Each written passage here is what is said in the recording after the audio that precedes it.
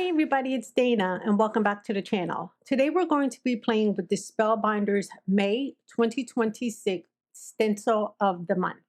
This is such a fun stencil. All right, let's go ahead and get into it. So our stencil this month is a layering stencil of irregular polka dots. And I love this because you can use this in so many ways on so many cards. So for my colors today, I decided to pull out my oxide inks. I have not played with them in such a long time, so I figured today will be the perfect day to do that. And I'll make sure to have all the products that I use today linked in the description box below. All right, we have our colors picked out. We have our stencil. So let's go ahead and start creating. So I'm going to be using my grip mat today. That's going to help me keep my paper in line. And then we're going to go ahead and start with the first stencil. Now these stencils are numbered in the lower left-hand corner. So I don't know if you can mix these up and not actually start with one, but maybe actually start with three. Not sure how that will line up, but I think I'm going to give that a try on a different card. And I also have some blending brushes that are dedicated just to my oxide inks. I do not allow my other inks to contaminate my oxide inks. So I make sure to use different brushes for that. Now, if you are new here, welcome, welcome. I'm so glad you found me here on YouTube. And if you are a return visitor, thank you so much for hanging out with me today. I really, really appreciate it. And if you haven't subscribed yet, go ahead and click that subscribe button and the bell so you'll be notified the next time I have a tutorial up. Also, make sure to give this a thumbs up and leave a comment so we can have a little bit of interaction with each other. And it also helps my videos be seen here on YouTube. So let's go ahead and get into the stenciling here. I'm starting off with this gorgeous pink color. And in some areas, I'm going a little bit heavier. In some areas, I'm going a little bit light. Now, what is so great about these types of layering, I shouldn't maybe say layering, but I think they are because you're going to be layering some of the colors on top of each other. But anyway, you can go ahead and not use all of them. You can only use 2 of the 5 and you'll still have a gorgeous color combination. So I'm going to go ahead and peel that back and now we have our first color. So again, this stencil set has 5 layers to it. Again, if you do not want to use all 5 layers, just use 2 of them, use 3 of them. You could even stop right here if you just wanted something in your background, but you did not want anything to overpower it. You can just stop with stencil number 1. But because I want a colorful background, we're going to go ahead and use all of the stencils. Now I'm going to go ahead and line up this next stencil. This is stencil number 2. And I'm going to go ahead and press that into my grip mat. Now, if you don't have a grip mat, you can hold your stencil down in place by using some low tack tape.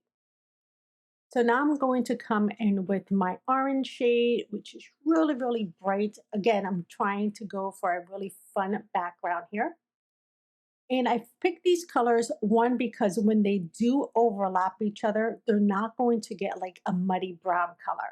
Now with oxide inks, you can layer one on top of the other, and you're not going to see too much of that muddy color because oxide is a little bit opaque. So we'll go over the next color.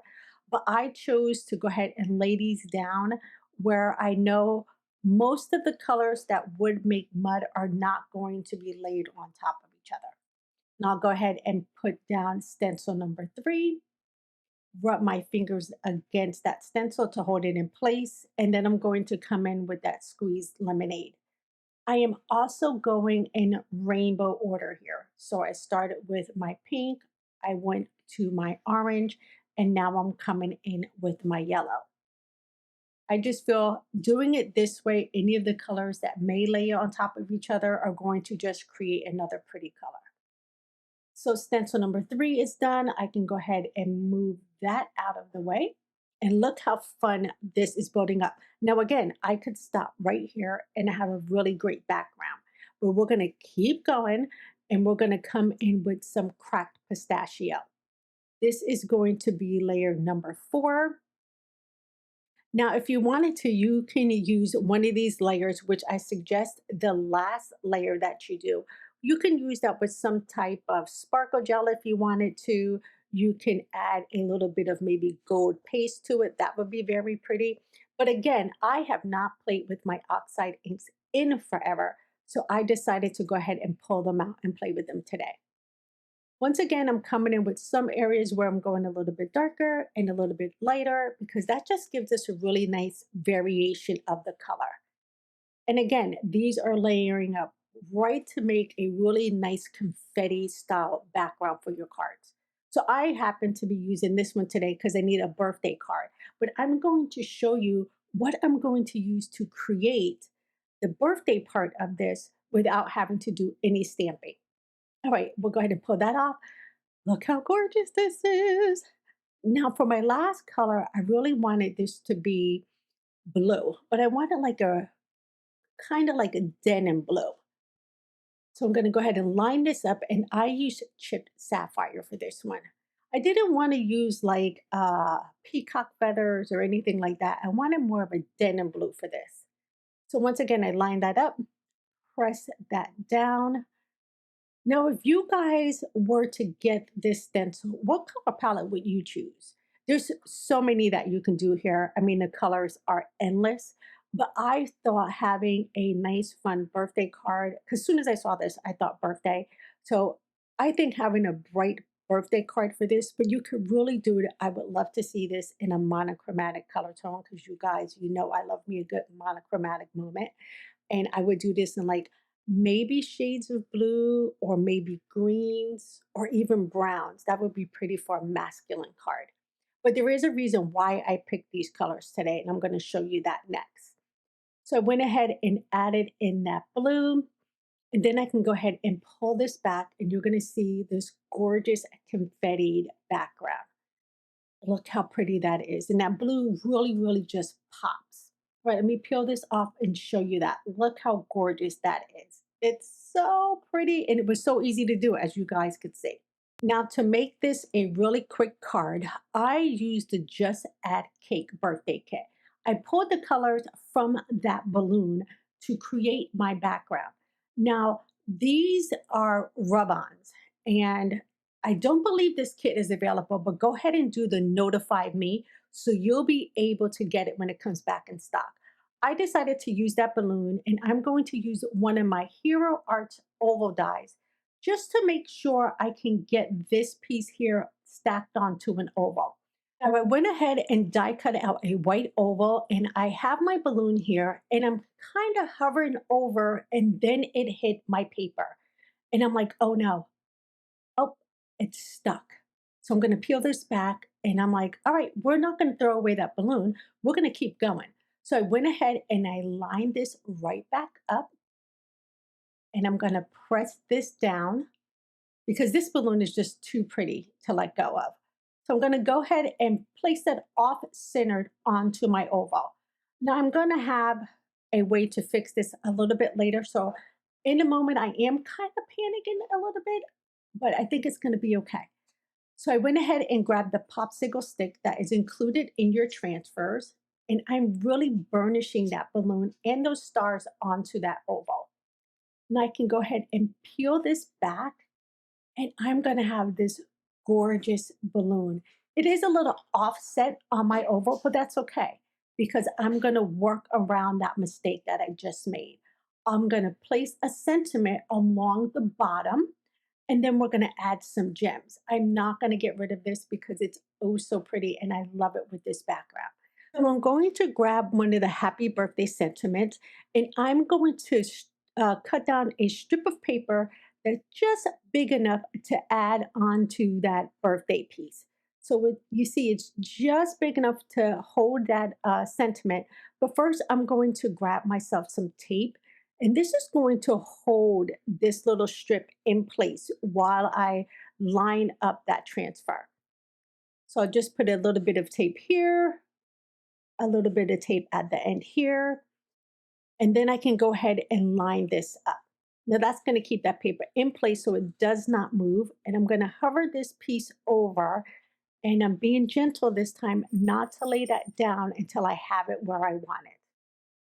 Now I can go ahead and grab that popsicle stick again and rub on this transfer.